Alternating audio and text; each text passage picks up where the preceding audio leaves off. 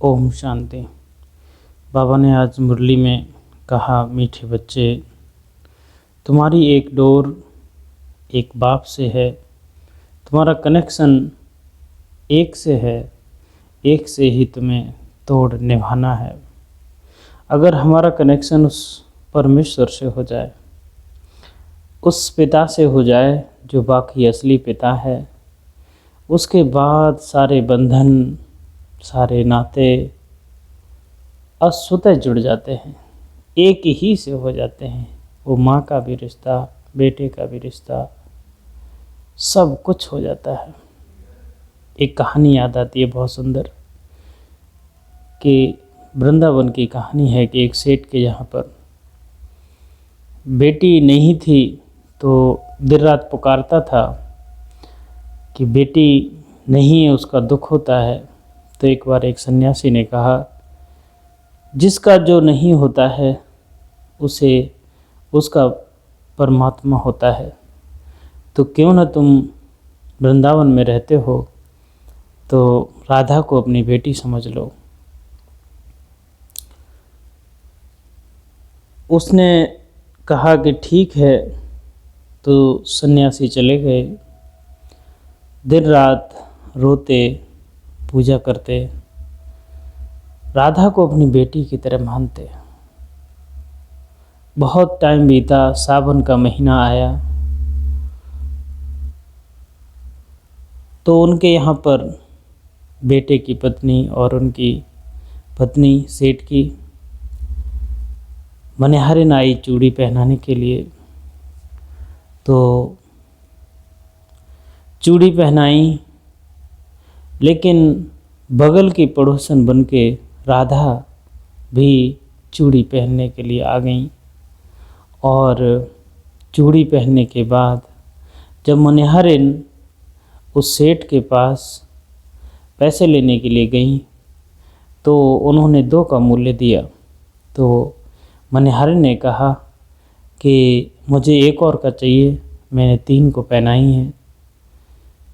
इस पर उन्होंने कहा कि 2 ही तो लोग हैं, 3 कहाँ हैं, मैं पता करूँगा उसके बाद दूंगा। सेठ रात को सोया, सोने में राधा आई सपने में, और उदास और निराश थी। उन्होंने कहा कि हे सेठ, तू बेटी तो समझता है मुझे, लेकिन तूने उस मनिहारिन का मोल तक नहीं चुकाया। राजा बहुत उदास हुआ। उसने कहा कि मैंने ही चूड़ियाँ पहन ली थी, तू समझता तो बेटी है, लेकिन बेटी का मोल नहीं चुकाया। रात भर रोता रहा, जल्दी से सुबह उठा और उस मनिहारिन के यहाँ पर गया और उसने कहा कि मनिहारिन, तू धन्य है कि जिसने तूने चूड़ी पहनाई थी वो स्वयं राधा रानी थी। मैं अभागा हूँ, मैंने अपनी बेटी मानते हुए भी एक मूल्य नहीं चुका पाया। तो कहानी का सार यही है कि अगर हम एक परमेश्वर को हम मान लें, तो परमात्मा भी हमारे सामने प्रस्तुत हो जाता है। वही बाबा बार बार कह रहे हैं, बच्चे, कि एक के साथ ही डोर बांधो, दूसरा कोई है नहीं दुनिया में तुम्हारा, और होगा भी नहीं। बंधन चाहे हम कितने भी बना लें, लेकिन बंधन तो सिर्फ एक ही होता है, वो सिर्फ परमात्मा प्रभु से, शिव परमात्मा से ही होता है और किसी से नहीं होता। आज का बाबा ने बहुत सुंदर प्रश्न किया कि संगम पर आत्मा अपनी डोर परमात्मा के साथ जोड़ती है, इसकी रस्म अज्ञान में किस रीति से चलती आ रही है। बाबा कहते हैं कि शादी के समय स्त्री का पल्लव पति के साथ बांधते हैं। स्त्री समझती है जिसका जीवन भर उसका ही साथ देना है। तुमने तो अब अपना पल्ला बाप के साथ जोड़ा है, तुम जानते ही हो हमारी परवरिश आधा कल्प के लिए बाप द्वारा होगी। बाबा कह रहे हैं बच्चे जैसे शादी का जोड़ा होता है,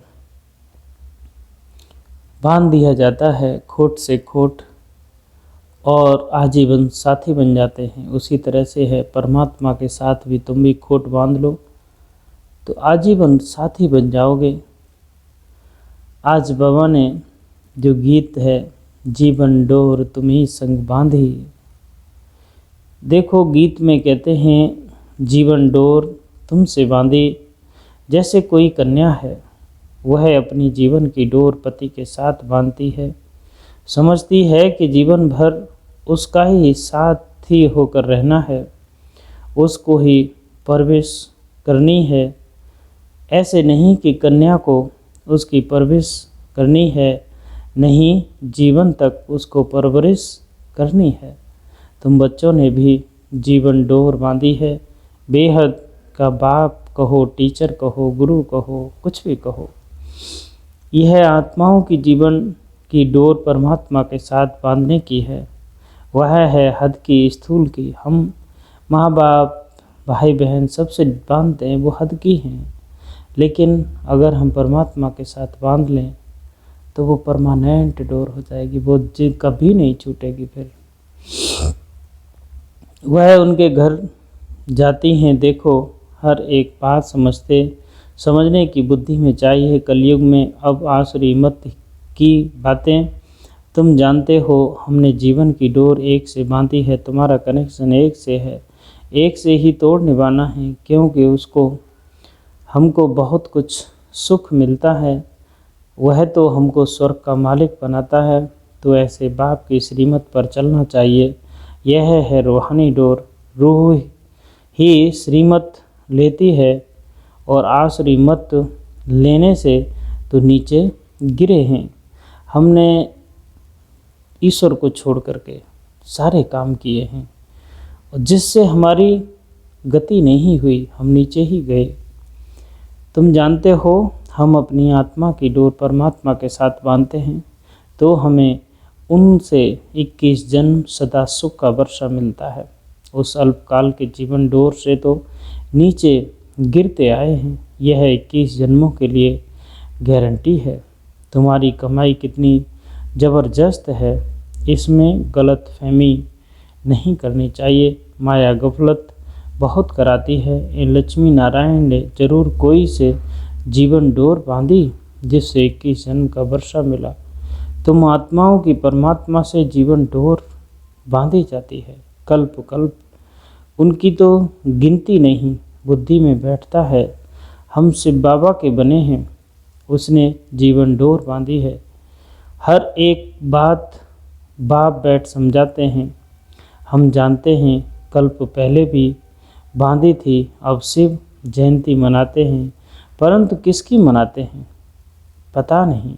शिव बाबा तो पतित पावन है, वह जरूर संगम पर ही आएगा, यह तुम जानते हो। दुनिया नहीं जानती है, इसीलिए माया गाया हुआ है कि कोटों में कोई, कोई में कोई, करोड़ों में लाखों में देखा जाए तो कोई कोई मिलता है, अरबों में कोई एक परमात्मा को प्यार करता है। सब तो दुनिया को प्यार करते हैं और दुनिया तो रहनी नहीं है ना, जो दिखाई देता है वो सच नहीं है। बाबा कहते हैं देवी देवता धर्म प्रायः लोप हो गया और सब शास्त्र कहानियाँ आदि हैं, यह धर्म है ही नहीं तो जाने कैसे। अभी तुम जीवन की डोर बांध रहे हो, आत्माओं की परमात्मा के साथ डोर जुटी हुई है, इसमें शरीर की कोई बात नहीं। भल घर में बैठे रहो, बुद्धि से याद करना है तुम आत्माओं की जीवन की डोर बंधी हुई है। पल्लव बांधते हैं ना, वह स्थूल पल्लव है। यह है आत्माओं का परमात्मा के साथ योग। भारत में शिव जयंती भी मनाते हैं, परंतु वह कब आए थे यह किसको भी पता नहीं है। कृष्ण की जयंती कब, राम की जयंती कब, यह नहीं जानते। बच्चे तुम त्रिमूर्ति शिव जयंती अच्छा लिखते हो, परंतु इस समय 3 मूर्तियां तो हैं नहीं। तुम कहेंगे शिव बाबा ब्रह्मा द्वारा सृष्टि रचते हैं तो ब्रह्मा साकार में जरूर होना चाहिए, बाकी विष्णु शंकर इस समय कहाँ हैं? जो तुम त्रिमूर्ति कहते हो यह बहुत समझने की बातें हैं। त्रिमूर्ति का अर्थ है ब्रह्मा विष्णु और शंकर। ब्रह्मा द्वारा स्थापना होती है, विष्णु सतयुग में पालना होती है, विनाश का कार्य अंत में होना है। ये आदि सनातन देवी देवता धर्म भारत का ही है, वह तो सब आते हैं धर्म स्थापन करने। हर एक जानता है यह धर्म स्थापना किया और उसका संबत यह है फलाने टाइम फलाना धर्म स्थापन किया। भारत का किसको पता नहीं है। गीता जयंती शिव जयंती कब हुई किसको भी पता नहीं है। कृष्ण और राधे की आयु में 2 से 3 वर्ष का फर्क होगा।